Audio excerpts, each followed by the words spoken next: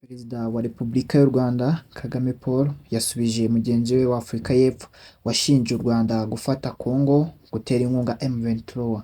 Ni mu matangazo y'igikuba yaciye ku mbuga nkoranyambaga z'aba bombi. Perezida Cyril Ramaphosa wa Afurika y'Epfo yakojeje iwawa muri wino yicara imbere ya mudasobwa ye yandika itangazo tugiye kubasomera ashinja u Rwanda ko ari rwo rwafashe Congo ndetse no gutera inkunga umutwe wa M23 urwanya leta ya Congo ndetse no kurwanya imitwe yoherejwe mu kubungabunga amahoro muri Congo. Mu itangazo rye yashyize kuri X, Perezida wa Afurika y'Epfo mu cyongereza cyiza gitomoye nk'uwize ubuvanganzo twe twabashyiriye mu kinyarwanda cyiza cyane, yagize uti bavandimwe b'Abanyafurika y'Epfo, nyuma y'imirwano ikaze iherutse kwaduka mu burasirazuba bwa Repubulika Iharanira Demokarasi ya Congo, tumaze gutakaza abasirikare 13 b'intwari bari biyemeje ubutumwa bwabo kandi bashyizeho umutima wabo mu gushaka amahoro. Iyi mirwano yatewe n'igisirikare cy'inyeshyamba za M23 n'ingabo za Rwanda Defense Force RDF, ubwo ni igisirikare cy'u Rwanda, barwana n'igisirikare cya RDC FARDC no kugaba ibitero ku basirikare b'umuryango wa SADC Mission in Democratic Republic of Congo SAMIDRC. Mu izina rya guverinoma n'Abanyafurika y'Epfo bose, ihanganishije byimazeyo imiryango yabo, abo bakundaga n'abo bakoranaga. Twubashye ubutwari bwabo kandi tubibuka nk'intwari zaharaniye amahoro. Turimo gufasha imiryango y'abo basirikare bitangiye igihugu ndetse n'iy'abakomeretse. Gahunda yo kwagura imirimo yabo irimo gukorwa.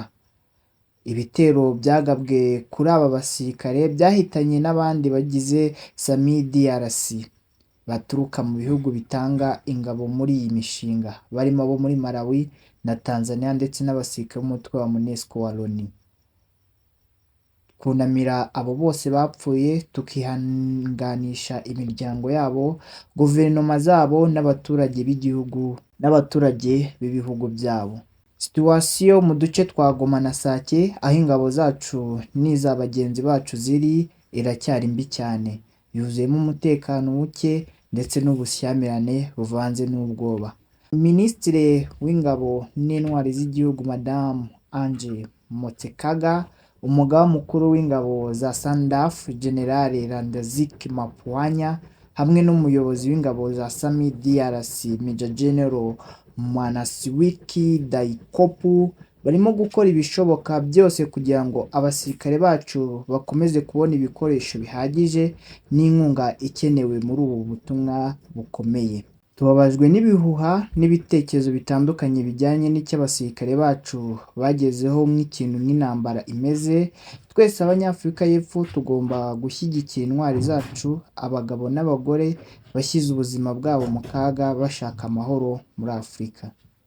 Ingabo zacu ntizagiye mu ntambara n'igihugu cyangwa leta iyo ari yo yose, ziri muri RDC nk'igice cy'umuryango wa SADC ndetse n'umuryango w'abibumbye Loni mu guharanira amahoro no kurinda ubuzima bw'ibihumbi by'abantu bahora mu kaga kubera intambara. Uruhare rwa SAMIDRC ni ikimenyetso cy'ubufatanye bw'ibihugu bya SADC mu gufasha RDC kugera ku mahoro arambye, kugira ngo habeho iterambere rirambye n'imibereho myiza y'abaturage. Twishimiye umwanzuro wafashwe n'akanama ka Loni gashinzwe umutekano usaba guhagarika imirwano ako kanya, gusubiza inyuma ibice byafashwe n'inyeshyamba za M23, kwirukanwa kw'ingabo z'amahanga muri RDC no gusukura ibiganiro by'amahoro binyuze mu mugambi wa Nairobi. Ubwigenge bwa RDC bugomba kubahirizwa nk'uko biteganywa n'amasezerano y'umuryango w'abibumbye asaba kubaha ubwigenge, ubusugire n'ubwigenge bwa politike bw'ibindi bihugu. Dusaba impande zose muri iyi ntambara gushyira imbere ibiganiro by'amahoro, harimo no kubahiriza amasezerano yavuye mu mugambi wa Rwanda. Tugomba guca intambara ku mugabane wacu kugira ngo tugere ku iterambere rirambye. Murakoze. Uwo ni Perezida wa Afurika y'Epfo mu itangazo yasohoye mu gicamunsi cyo kuri uyu munsi ahagana saa sita z'amanywa zo kuri uyu munsi nibwo yabaye asohora iryo tangazo ndetse azibiranya ndetse akongeza uburakari bwa perezida wa Repubulika y'u Rwanda binyuze mu kwita igisirikare cy'u Rwanda ko gifasha inyeshyamba. Mu kanya gato mu minota mike ishize perezida wa Repubulika y'u Rwanda Paul Kagame nawe yagiye ku rubuga rwe rwa X asa nk'ukanze aho bakanda bita kuri kote ndetse akotinga ibingibi ariko asubiza uyu perezida wa Afurika y'Epfo ushinja u Rwanda gufasha umutwe witwaje intwaro wa M23. Perezida Kagame yagize ati nagiranye ibiganiro inshuro ebyiri muri iki cyumweru n'umukuru w'igihugu Ramaphosa ku kibazo cyo mu burasirazuba bwa Repubulika Iharanira Demokarasi ya Kongo, harimo n'igihe cy'uyu munsi. Ibyavuzwe n'abayobozi bo muri Afurika y'Epfo ndetse na Perezida Ramaphosa ubwabo mu itangazamakuru bijyanye n'ibiganiro birimo ibinyoma byinshi, ibitero bigamije kubangamira ndetse n'ibishushanyo bihabanye n'ukuri.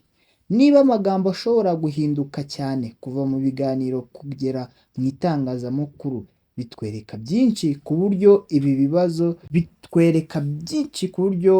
bibazo by'ingirakamaro bibazwa.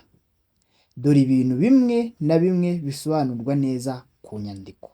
Perezida wa Repubulika yagize ati ingabo za RDF ni ingabo ntabwo ari inyeshyamba.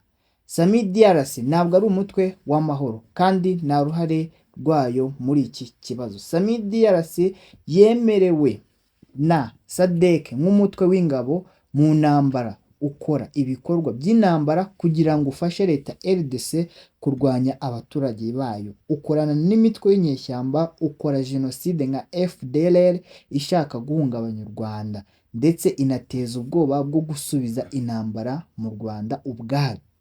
Sami DRC yasimbuye umutwe w'amahoro w'ukuri ariwo East African Community Regional Force.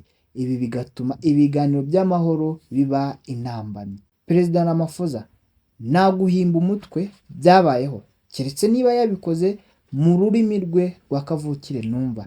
Yasabye gusa inkunga yo kwemeza ko ingabo za Afurika y'Epfo zifite amashanyarazi, amafunguro n'amazi bihagije kandi tuzabafasha kubikwirakwiza.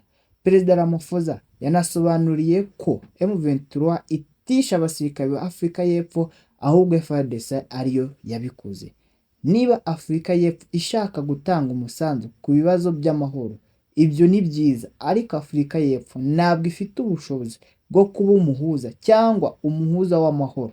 Kandi niba Afurika y'Epfo yifuza intambara, Rwanda izajya kubikemura muri uwo mwanya igihe cyose. Ibi ngibi nibyo perezida wa Repubulika yatangaje avuga uti mu gihe Afurika y'Epfo yaba yifuza intambara, twe turahari.